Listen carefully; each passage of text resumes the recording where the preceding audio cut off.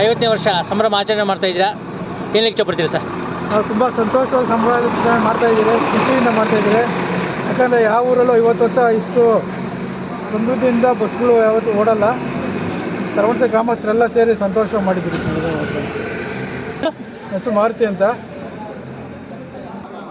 50ನೇ ವರ್ಷದ ಸಂಭ್ರಮದಲ್ಲಿದ್ದೀರಿ.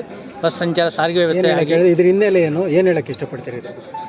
ಸರ್, ನಮ್ಮೂರಿಗೆ ಇವತ್ತು 50ನೇ ವರ್ಷದ್ದು ಒಂದು ಸುವರ್ಣ ಮಹೋತ್ಸವ ಮಾಡ್ತಿದ್ದೀರಿ.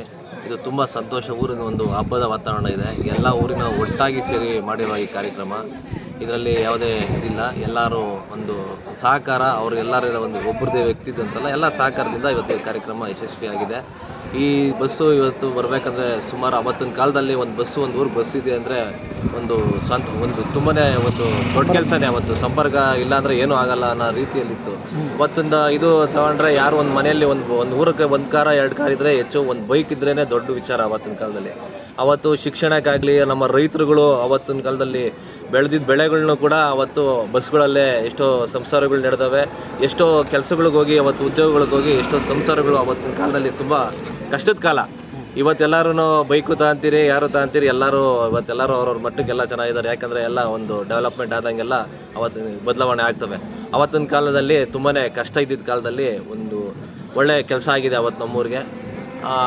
ಇನ್ನು ಹೇಳಬೇಕಂದ್ರೆ ಅವತ್ತು ಇನ್ನು ಬೇರೆ ಸುತ್ತಮುತ್ತ ಊರುಗಳಿಗೂ ನಮ್ಮ ತಂದೆಯವರು ಅನೇಕ ಊರುಗಳು, ದಾಸನಪುರ ಆಗಲಿ, ಹೆಸರುಘಟ್ಟ, ಜಾಲಹಳ್ಳಿ, ಹೀಗೆ ಅನೇಕ ಊರುಗಳು ಬಸ್ಗಳನ್ನು ಕೊಟ್ಟಿದ್ದಾರೆ. ನಾವು ಹೋದರೆ ನಮಗೇನೋ ಸ್ನೇಹಿತರುಗಳು ಸಿಕ್ಕಿದ್ರೆ ಜಾಲಹಳ್ಳಿಯವರು, ದಾಸನಪುರದವರು ಅಥವಾ ಹೆಸರುಘಟ್ಟ ಹೋಬಳಿಯವರು, ನಿಮ್ಮ ತಂದೆಯವರಪ್ಪ ಬಸ್ ಹಾಕ್ಸ್ಕೊಟ್ಟಿದ್ದು ಬೆಂಗಳೂರು ಡೈರಿಗಳಾಗಲಿ ಅಂತ ಹೇಳ್ತಾರೆ. ನಮ್ಗೆ ಅದು ಸಂತೋಷ. ನಮ್ಮ ತಂದೆಯವರು ಅಷ್ಟು ಕೆಲಸ ಮಾಡಿರೋದು ನಮಗೂ ಒಂದು ಹುಮ್ಮಸ್ಸು. ನಾವು ಮುಂದಿನ ದಿನಗಳಲ್ಲಿ ಅವರ ಹಾದಿಯಲ್ಲೇ ಹೆಚ್ಚಿನ ಕೆಲಸಗಳನ್ನ ನಾವು ಈಗ ಮಾಡ್ತೀವಿ, ಮುಂದೆನೂ ಮಾಡ್ತೀರಿ ಅಂತ ನಾನು ಹೇಳೋಕ್ಕೆ ಇಷ್ಟಪಡ್ತೀನಿ.